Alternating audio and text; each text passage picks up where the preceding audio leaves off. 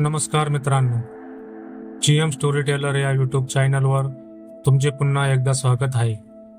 आजच्या कथेचे नाव आहे ट्रक ड्रायव्हर आणि ती. लेखक रावी कुलकर्णी. पण कथा सुरू करण्यापूर्वी माझी तुम्हाला एकच विनंती आहे की जर तुम्ही आमच्या चॅनलवर पहिल्यांदाच आला असाल तर चॅनलला सबस्क्राईब नक्की करा, म्हणजे पुढील नवीन व्हिडिओ तुमच्यापर्यंत सहज पोहोचतील. चला तर मग सुरू करूया आजची भयकथा.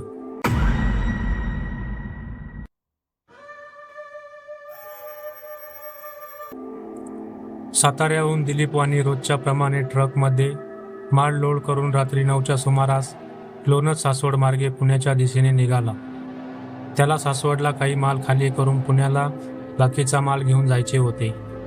दिलीप हा पहिल्यांदाच या मार्गाने पुण्याचा प्रवास करणार होता.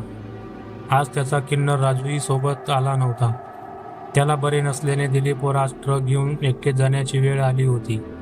तो निघाला तसं सातारा ओलांडताच त्याने गाण्याचा आवाज वाढवला. गाणे ऐकत ऐकत रात्री 2च्या सुमारास त्याने लोणंद जेजुरी पार करत सासवड गाठले. सासवडला माल खाली करून त्याने पुण्याच्या हायवेला ट्रक लावला. इथून पुढचा रस्ता आता निर्मनुष्य झाला होता, कारण समोर आता दिवेघाट सुरू होणार होता. आधीच वर्दळ कमी, त्यात रात्रीचा प्रसंग असल्याने सोबतीला फक्त ट्रकचे हेडलाईट आणि मिठ्ठ काळोख. त्या अंधाराला भेदत तो समोर निघाला होता. दिलीप तसा बेडर माणूस होता. लग्नानंतर 6 वर्षात त्याच्या पत्नीचे निधन झाले होते. घरी म्हातारी आई आणि 2 चिमुकली मुले होती. आधीच लग्नाला झालेला उशीर, त्यात 2 मुले असल्याने त्याला दुसरं लग्न करायला कुणीही मुलगी देत नव्हते. बरेच वर्ष मुलगी पाहिली, पण पदरी अपयश आले. ट्रक ड्रायव्हर असल्याने पैसे हाताची कमीच मिळायचे. त्यात काम जोखमीचे असल्याने त्याला जीवन नकोसे झाले होते. दिवसभर तो नशेच्या धुंदीत असायचा आणि रात्र होताच ट्रकवर. 2 वर्षापासून त्याच्या सोबतीला राजू आला होता. 20 वर्षाचा राजू आणि तो दोघे मिळून ट्रकमधून मालाची वाहतूक करायचे. दोघातील वयाचे अंतर असतानाही मैत्री मात्र घट्ट जमली होती. पण आज त्याला बरे वाटत नसल्याने दिलीपने एकट्यानेच प्रवास करायचे ठरवले. हा प्रवास फक्त पुण्याला पोचून संपणार नाही याचा संकेत जर नियतीने त्याला दिला असता तर नक्कीच त्याने तो प्रवास टाळलाही असता. एकसारखा ट्रक चालवून त्याला थोडा थकवा आल्यासारखं वाटू लागले. डोळ्यावर अस्पष्ट झोपेची धुंदी येत होती. म्हणून कुठे चहाची टपरी दिसते का हे शोधायला त्याने सुरुवात केली. थोडे समोर जाताच त्याने ट्रकचा वेग कमी केला. त्याला आश्चर्य वाटत होते की एवढ्या निर्मनुष्य रस्त्यावरही एक म्हातारी रस्त्याच्या कडेला एक छोटीशी चहाची दुकान थाटून बसलेली त्याला दिसली. पण चहाची तलप लागल्याने जास्त विचार न करता त्याने रस्त्याच्या कडेला ट्रक नेत ब्रेक लावला आणि खाली उतरला. साधारण 70 वर्षाची एक क्रूज देहाची म्हातारी जमिनीवर बसून चुलीवर चहाचे आदान मांडून बसली होती.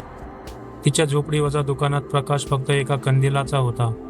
दिलीपने तिला आवाज दिला, "मावशी, जरा एक कप चहा दे ग." असं म्हणत तो समोर आला. तसं म्हातारी काहीही न बोलता बाजूला असणाऱ्या मातीच्या फुलांमध्ये चहा ओतू लागली. तिने पेला भरताच दिलीपने तो हातात घेतला. कडक चहा घेत तो रस्त्यावरची वाहने बघू लागला. तुरळक वाहने अंधारात हेडलाईटच्या प्रकाशाने काळा रस्ता तात्पुरता प्रकाशमान करत होते, पण कोणतेही वाहन तिथे थांबत नव्हते. वाहनातील लोक दिलीपकडे प्रश्नार्थक नजरेने बघत पुढे निघून जात होते.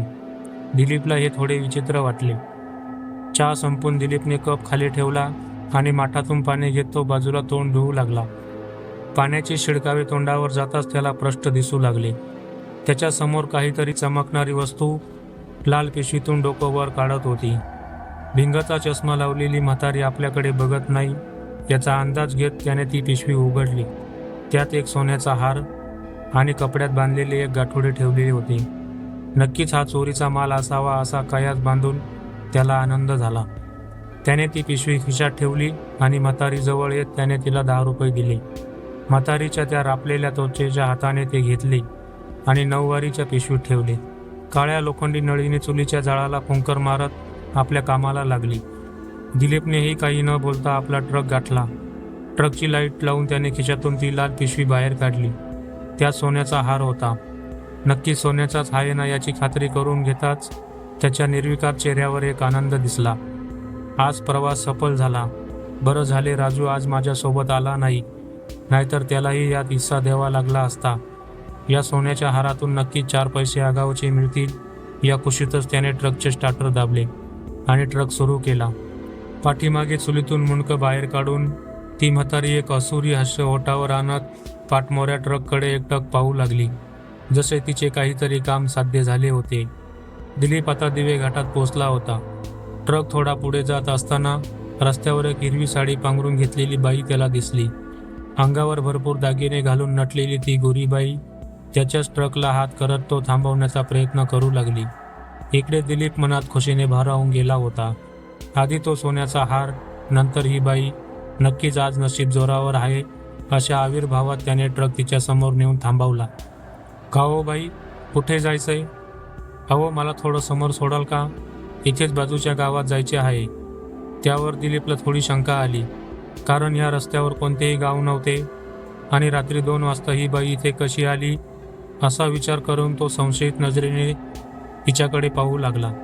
पण त्याच्या मनातील प्रश्न हेरून ती बाई बोलू लागली, अहो, इथे बाजूलाच माझं माहेर आहे. रात्री आईकडे आले होते, पण आताच नवऱ्याचा फोन आला की माझा मुलगा खूप रडत आहे, त्यामुळे मला माझ्या घरी जायचे आहे. जरा सोडाल का? दिलीपला तिचे बोलणे पटले. त्याची कामवासनाही जागी झाली होती. त्या नादातच त्याने तिला गाडीत बसण्याचा इशारा केला. तशी तिने उंच पाय करत दार उघडून त्याच्या बाजूला येऊन बसली. दिलीपने ट्रक सुरू केला. घाटातील एक एक वळण पार करत सुरू झाला एक प्रवास. कुणीच कुणाशी बोलत नसल्याचं पाहून दिलीपने पुढची पायरी ओलांडली. तिच्याबद्दल विचारपूस सुरू केली, पण निर्विकार चेहऱ्याने बसलेली ती डोक्यावर पदर घेऊन फक्त काचेतून समोर बघू लागली. जेवढे प्रश्न तेवढेच उत्तर देत होती. दिलीपने ट्रकचा वेग वाढवला तसे हवेची झोके त्याच्या कॅबिनमध्ये खेळू लागले. हवेत एक वेगळा दर्प घुमू लागला. एक अप्रष्ट गुरगुर त्याला ऐकू येऊ लागली. पण त्या सगळ्यांकडे दुर्लक्ष करत दिलीप त्याच्या सावजावर लक्ष केंद्रित करू लागला. तिला अजून बोलती करण्याचा प्रयत्न करू लागला. दिलीपच्या डोक्यात चक्र फिरू लागले. काय केलं पाहिजे की ही स्वतःहून शरीर सुख देईल याचा विचार करू लागला. अशाच विचारात त्याने घाटाचे एक वळण ओलांडले. तेवढ्यात त्या बाईने डोक्याचा पदर खाली केला. दिलीप आरशातून तिच्याकडे बघत होता. लांब सडक केस विणेत गुंफलेले, कपाळावर लावलेले कुंकू तिच्यावर अजूनच उठून दिसत होते. सरळ नाक, गोरेपान गाल, रसरसलेले गुलाबी होठ, भरलेले उरोज आणि साधीशी शरीरयष्टी बघून दिलीपवर कामवासना अजूनच स्वार झाली. त्याने गेअरवरचा हात काढून तिच्या हातावर ठेवला. तसा तो थंडगार स्पर्श त्याच्या सर्व अंगात भीतीची एक लहर उमटून गेला. त्याने आपली नजर वळवत तिच्याकडे नेली. आरशातून कामुक दिसणारे सौंदर्य आता भंग पावले होते. विखुरलेले केस, पांढरट पडलेला तिचा चेहरा, जागोजागी चेहऱ्यावर जखमा, एक रक्ताचा ओघळ तिच्या गालावरून खाली येत होता. फाटलेले ओठ खाली लोंबत होते. त्याच ओठातून ती गुरगुर करत दिलीपकडे नजर खिळून बसली होती. ते सगळे दृश्य बघून दिलीप बेफान झाला. क्षणार्धात त्याला सगळा प्रकार कळला, पण आता वेळ टळून गेली होती. त्या बाईने चालत्या ट्रकमध्ये त्याच्यावर झडप घातली. तिच्या शरीरातून निघणारा वर्ग दर्प त्याला विडापिसा करत होता.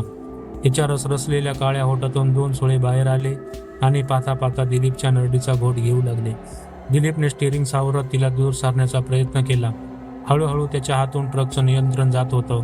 त्या बाईने कसलाही विचार न करता अखेर दिलीपला या जगातून संपवलं आणि त्याचे लचके तोडू लागले. अनियंत्रित ट्रक जोरदार आवाज करत समोरील झाडाला धडकला आणि दिलीपने स्टीअरिंगवरच मान टाकली. क्षणार्धात तो सोन्याचा हार आणि ती बाई दोघेही हवेत विरून गेले. जवळच्याच गावातील मेघ लक्ष्मी आणि तिची आई दोघीजणी काही वर्षापूर्वी या रोडवर टपरीवर चहा विकून त्यांचा उदरनिर्वाह चालवत होत्या. त्या दिवशी रस्त्यावर वाहतूक जास्त असल्याने घरी जायला उशीर झाला होता. त्या आवराआवरच करत असताना एक ट्रक ड्रायव्हर आणि त्याचा सोबती चहा पिण्यासाठी तिथे थांबले. घरी जाण्याची घाई असतानाही मेघलक्ष्मीने त्यांना चहा बनवून दिला होता. रात्रीची वेळ, त्यात त्या दोघीच आहे हे बघून ट्रक ड्रायव्हर आणि त्या सोबतीची नियत फिरली आणि त्यांनी त्या मेघलक्ष्मीवर जबरदस्ती करण्याचा प्रयत्न केला. तिची आई मध्ये आली तर तिच्यावर वार करून ठार केले आणि मेघलक्ष्मीवर अत्याचार करून तिलाही मारून टाकले आणि तिच्या अंगावरील सोने लुबाडून ते दोघी निघून गेले. काही दिवसांनी त्या दोघींनी त्यांना यमसदनी पाठवले होते. तेव्हापासून त्या दोघींचा आत्मा त्या रोडवर ट्रक ड्रायव्हरची परीक्षा घेत असतो. ज्याने त्या सोन्याच्या पिशवीला हात लावला आणि नजर वाईट केली तर त्या दोघी त्याला यमसदनीस पाठवतात. आज दिलीपने ती चूक केली होती, पण सुदैवाने त्याचा सोबती राजू आज त्याच्यासोबत नसल्याने वाचला होता. दुसऱ्या दिवशी पेपरवर हेडलाईन छापून आली, बेधुंद ट्रक चालकाचा अपघाती मृत्यू. तर मित्रांनो, ही होती आपली आजची कथा. ही कथा तुम्हाला कशी वाटली कृपया कमेंट बॉक्समध्ये कमेंट करून नक्की सांगा. जर तुम्ही अजूनही चॅनलला सबस्क्राईब केले नसेल तर कृपया चॅनलला सबस्क्राईब करा. तुमचा हा छोटासा पाठिंबा आम्हाला प्रोत्साहन देईल. तर चला भेटू पुन्हा एका नवीन भयकथेत. धन्यवाद.